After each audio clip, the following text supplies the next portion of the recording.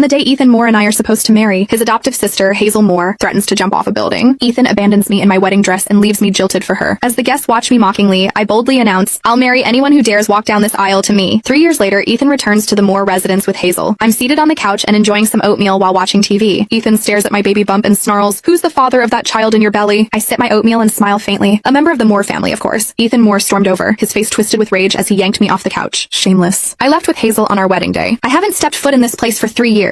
How could that child in your belly be mine?" I almost laughed. I never said it was his. He wasn't the only man in the Moore family. Of course, it's not your child. You're not even worthy of being his father, I said. Hazel Moore's face twisted in shock. "Audrey Smith, even if Ethan ran away from the wedding, he still left you with the title of Mrs. Moore. You've been living a life of luxury in the Moore family. How could you shamelessly get pregnant with someone else's child?" I glanced at her. "You're the adopted daughter of the Moore family, and you had the nerve to seduce your own brother. If we're talking about being shameless, who could possibly beat the two of you?" Hazel's voice turned pitiful as she looked at Ethan. "Ethan, for the past 3 years we've kept things respectful, yet she's carrying someone else's child and cheated on you." The moment he heard her words, Ethan's fury exploded. He raised his hand and slapped me hard across the face. "You filthy woman! You get knocked up by someone else and still dare to drag me and Hazel into it? Get out now!" he shouted. The sharp pain bloomed across my cheek. My head went blank for a second from the force of the slap. Ethan ran off with Hazel 3 years ago, leaving me alone to face all the whispers and laughter at our wedding. Driven by rage, I called for a groom on the spot. It was his uncle, Jeremiah Moore, who stepped up and married me that same day. In Beaverton City, Jeremiah was known as the Frost King. Everyone has treated me with the utmost respect ever since I married him. After I got pregnant, he spoiled me even more. He wouldn't let a strand of my hair be harmed. Blood would have been spilled if he had known what Ethan had just done. To avoid a full-blown family tragedy, and for the sake of the child in my belly, I said coldly, "If you both leave now, I'll pretend this never happened." However, they didn't appreciate the offer. Hazel lunged forward and yanked my hair. "Ethan, this woman is scared. She wants us to leave now so she can use that child to take everything from the Moores." Ethan snapped, "So that's what this is about? Well, I'm not letting it happen." I twisted away from Hazel's grip and said coldly, "David disowned you the day you two ran off. You had nothing to do with this family from that moment on." Hazel let out a scoff. "That was just Grandpa venting. Ethan's the only grandson of the Moore family. Do you really think he's going to stay disowned forever?" Ethan's expression turned smug. "Grandpa already said everything belongs to me." I placed a hand over my belly, my voice icy. "Not anymore. This child is also a member of the Moore family." I thought I'd made myself perfectly clear. However, Ethan's eyes flared with rage as he stared at me. "So you're planning to pass that illegitimate child off as a Moore? I'll teach you a lesson now." His slap landed even harder this time. I clutched my belly as I collapsed to the floor. Upon seeing the twisted hatred on their faces, panic surged inside me. I couldn't let them hurt the baby. I said desperately, "He is not an illegitimate child. He is—" Before I could say another word, Ethan bent down and grabbed the shattered porcelain bowl of oatmeal off the floor. He shoved the shards and oatmeal straight into my mouth. "Hazel and I have struggled to survive for the past 3 years. Yet you've been leeching off the Moore family, living in comfort with that child in your belly. Well, let me make sure you get your fill today," he barked. I instantly choked, unable to speak. The sharp pieces of porcelain cut into the inside of my mouth and blood gushed across my tongue. I raised a hand to resist, but Hazel stomped her stiletto heel down hard on my hand. Pain shot up my arm and my hand trembled uncontrollably. I couldn't even cry out. Ethan spat in my face after stuffing every bit of that oatmeal into my mouth. He then clapped his hands and stood up. Hazel's stiletto heel shifted toward my swollen belly. Terror gripped me.